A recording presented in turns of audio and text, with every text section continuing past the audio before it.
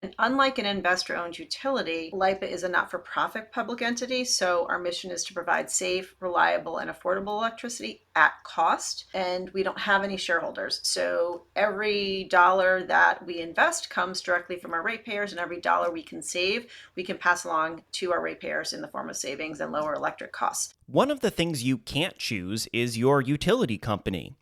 That is why they are so highly regulated in New York State. Navigating that is our next guest, Carrie Meek Gallagher, the new Chief Executive Officer of the Long Island Power Authority. This is Plugging In. I'm Barry Wygel. Welcome to Plugging In, powering our way to a brighter and healthier New York. I'm your host, Barry Wygel. Each episode on this podcast, we will discuss a different topic related to clean energy, explaining complex topics in a way you can understand. Become part of the community as we help to make a brighter and healthier New York. As the sun crests on the horizon, a new day dawns in our state. A new hope for tomorrow is rising, a clean future we create. Tomorrow we breathe easier, tomorrow the skies are clear. Today we are plugging in, the future of New York is here. Joining us on this episode of Plugging In is Carrie Meek Gallagher, the Chief Executive Officer for the Long Island Power Authority. Carrie, thank you for joining us today. You're welcome, and thank you so much for having me here. It's a pleasure. It's my first podcast since becoming CEO of LIPA. Before we get into the questions, would you mind just giving us a little bit of your background? Yeah, sure. I think what's really important for folks to know, first and foremost, is that I am a Long Islander. So I grew up here. I raised my family here. It's not just professional for me. It's really personal because I am a Long Islander. But I'd say that looking back over my 25 years of professional experience, everything was leading me towards this point. I've worked primarily in public service, very dedicated public servant. Most recently, before coming to LIPA, I was at the Department of Public Service, overseeing day-to-day LIPA and its service provider, PSEG Long Island. I understood from that role all the unique challenges that we're facing, both with having that third-party service provider model, as well as all of the unique challenges facing our electric grid on the island. Yes, and we'll get into some of those challenges and opportunities in a little bit, but we'll set a little groundwork first. For those who aren't on Long Island, what is LIPA? So LIPA is a Long Island Power Authority. We own the electric grid that serves 1.2 million customers, which translates to about 3.3 million people across Long Island, so Nassau and Suffolk counties, as well as the Rockaways. And unlike an investor-owned utility, LIPA is a not-for-profit public entity, so our mission is to provide safe, reliable, and affordable electricity at cost, and we don't have any shareholders. So every dollar that we invest comes directly from our ratepayers, and every dollar we can save, we can pass along to our ratepayers in the form of savings and lower electric costs. So top of mind these days, certainly with everything going on in the world, is affordability for our customers. Absolutely. And you mentioned the PSC before, which regulates utilities. LIPA is a nonprofit. I live upstate. I have a for-profit utility. Is the customer experience any different between the two, a for-profit versus a nonprofit utility? I would say probably one of the biggest differences is accountability in terms of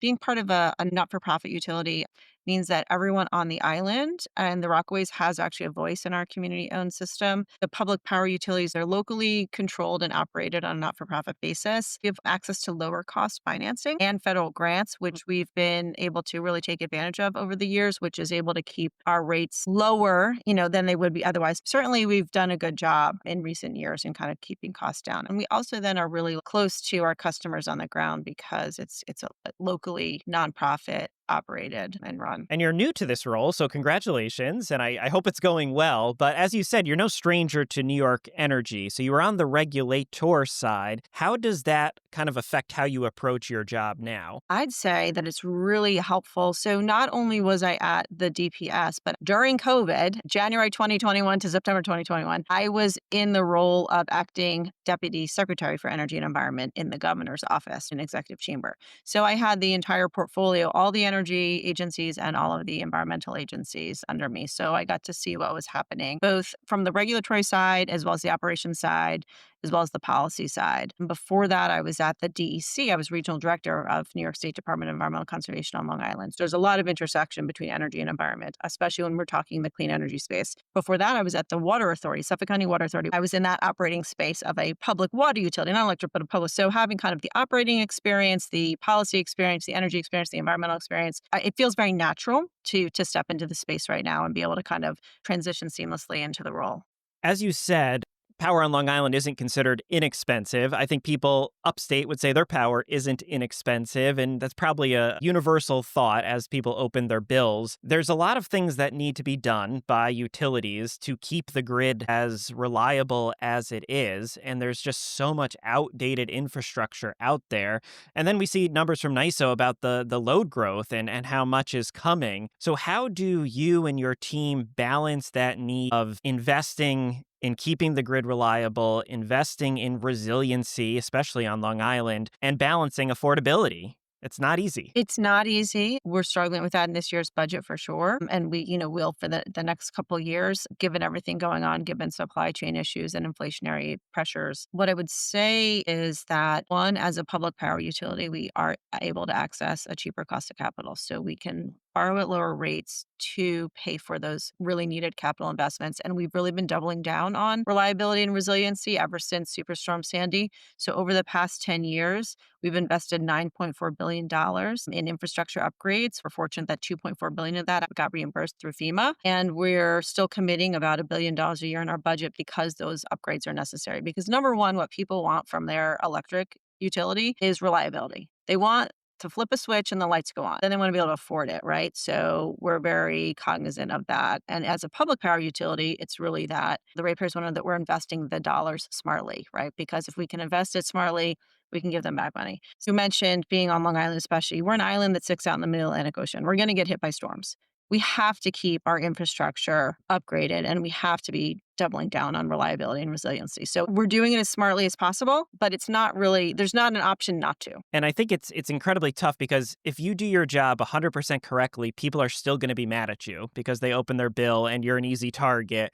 How do you go about educating your customers on the need for those investments and the resiliency upgrades and just the regular upgrades? That's a tricky one because the average person, what they really want to know is that the lights are going to go on when they flick that switch. The average person doesn't want to know all the details behind it. We have a community advisory board, so we keep them informed that way. Our board meetings are always open to the public, taking opportunities like this, coming on your podcast, speaking out where we can, staying very connected to all of our key stakeholders. So helping us get the message to stakeholders who then can keep spreading the message. Talking with the local papers, getting articles in the local papers about what's going on. Those are all really key ways we can do it because it's just surprising to me. I actually was just featured in a local paper, Dan's Papers, and Dan's Business, and gotten so much positive feedback from it. You forget how many people still actually do kind of pick up and read the local papers because they feel connected to the local versus say maybe the larger media.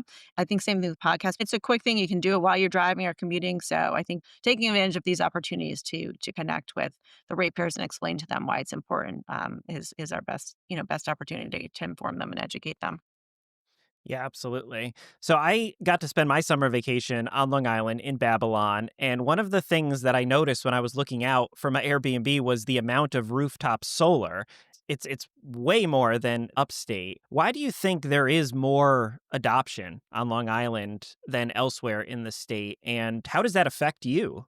There absolutely is. And actually, Barry, I was looking at some of the topics that were covered on your previous podcast. I saw that you talked about, your experience with solar. So I have a solar rooftop. It fully powers my house. I have 2 Tesla Powerwalls in my garage that have battery backups. I have solar and storage, electric hybrid plug-in vehicles. So I've got a charging station. And it's been fantastic, right? I've had a great experience with it. I don't just talk the talk, like I'm walking the walk, right? In investing in these technologies and testing them out as a user. First of all, we have great solar exposure. So it's just good for that, right? We have great solar exposure. So there's a lot of opportunities for solar. The cost of electricity, you can really offset your cost if you can go solar. People love the idea of having those lower electric bills right? I mean, now my electric bill is $17 a month that I pay to stay connected to the grid, amazing. So there's the net metering aspect of it. There's that cost. There's the solar exposure. I think there's something about being on the island and being by the water. If you can go green and you can afford to, there is a lot of interest in having lowering emissions, being green, supporting clean energy. So as long as the economics will make sense for folks, then they will go for it. And Long Island has been a leader. I mean, we have 10% now of all households have solar rooftops. Customers have been installing solar at a steady pace of about 6,500 new systems per year since 2017. That has reduced LIPA's load growth by about 60 megawatts per year. So it's really helping us reduce our load growth, which eases demand on the grid during the peak hours, which reduces emissions, which, it's all the good benefits that come from that. We had that heat dome June 24th. And one of the interesting statistics I heard was that one of the factors that helped with us being able to get through that, right? Just the fact that we had solar, because during those peak hours, obviously the sun is, shining and helping generate power, that we were able to kind of reduce that peak load by about somewhere between 10 and 15%, which really helped getting through the heat dome. So I thought that was really interesting when I heard that from our generators, that was something they were very thankful that actually Long Island was an early adopter. We're also an early adopter with EVs. We lead the state with solar rooftop installations, and we lead the state with electric vehicle adoptions. So another fun topic about Long Island is the South Fork Wind Farm. So this was the first commercial offshore wind farm in the United States, and it exclusively serves LIPA. So again, how has that impacted your operations? Yeah, well, it's been great to see that it actually performs as well as expected.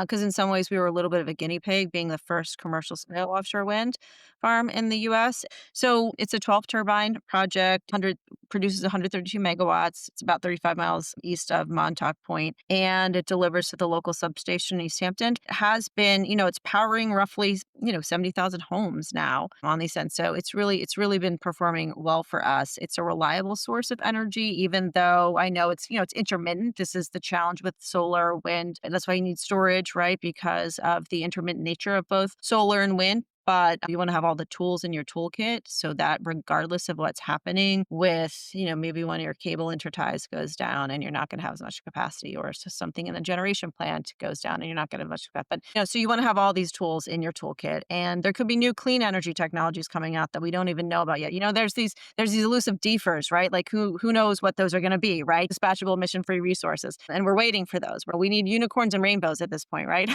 Wherever we can find them. But the fact that we are proving that it worked, and we're learning about the operations and maintenance of it, and then we're sharing that. So it's not just a win for Long Island, it's really a win for the industry in the United States. It's like the Frank Sinatra song, right? If you can make it here, you can make it anywhere. Well, like if you can make it happen on Long Island, you could probably make it happen anywhere. And I know LIPA's released numbers of the amount of power and the reliability that South Fork has produced so far, and it's super exciting. Can't wait to see more of that as the project, continues to serve. Now, you mentioned battery storage, and that is another very important issue, especially on Long Island. So there's a lot of moratoriums across Long Island. There's a lot of misinformation out there from anti-renewable groups, and that's kind of permeating into other groups as well. It's going to be incredibly helpful to you if battery storage gets built, and then, as a result, incredibly helpful for the ratepayers.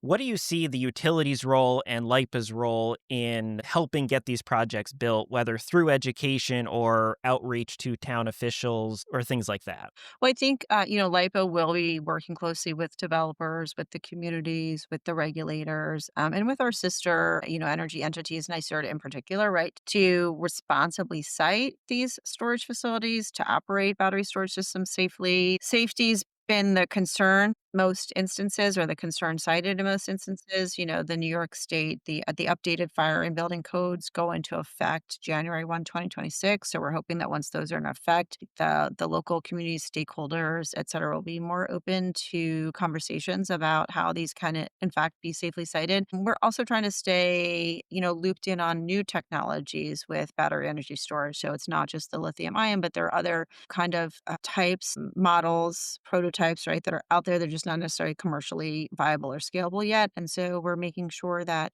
we're aware of those and will be ready when those models come on the market, so to speak, and perhaps the developers will want to, push for those. So I think as long as we will be working hand in hand on the education and outreach with NYSERDA and with others. And I think if you can get the fire departments and the fire marshals and some of those folks to understand the safety, it will be helpful to all of us because the communities will listen to them, frankly, more than they'll even listen to us or the developers or the elected officials. Yeah, absolutely true. And I'll do a plug, pun intended, for our previous episodes on battery storage. And we're planning another episode on the updated fire codes because it is such a important update. And hopefully it will help people feel more comfortable with this. Carrie, anything else you want to mention? Just jumping back to solar for a minute, we've seen a huge uptick in requests for solar before the end of the year. And actually, I guess it's even by the end of the federal fiscal year, which is the end of this month, because that's when, unfortunately, those tax credits expire. If anyone's interested in getting solar installed, they should jump on and try to get in the queue in time before those expire. Because of that, we are considering, given, again, that Long Island's been such an early adopter, leaning in more on solar in some way to help, working again with NYSERDA and with others to help continue the growth of solar on the island, because we have seen the benefits of having those solar rooftop installations. And I think, again, some topics from your earlier podcast, community solar, how could we promote more of that on the island, especially as we're looking at helping and assisting with low to moderate income households, disadvantaged communities where people may not be able to install solar themselves, but what can we do more in that realm? So definitely trying to figure out where we can still lean in on clean energy despite everything else going on at the federal level and at the global level. Yeah, absolutely. And if you make changes to policies, come back and tell us about them, and we'll be happy to spread the word for you. Thank you, Barry. I appreciate it. Thank you for listening to this episode of Plugging In. I hope you learned something, and I hope you share this knowledge with someone else. It would be incredibly helpful if you leave us a 5-star review wherever you found this podcast. If there's a topic you would like us to cover in the future or have a question about clean energy, send us an email at podcast@aceny.org. You can follow us on social media using the links in the show notes, or consider joining our Clean Energy Supporters mailing list at aceny.org/support. Your support is crucial to creating a brighter and healthier New York. I'll see you next time. Tomorrow we breathe easier. Tomorrow the skies are clear. Today we are plugging in.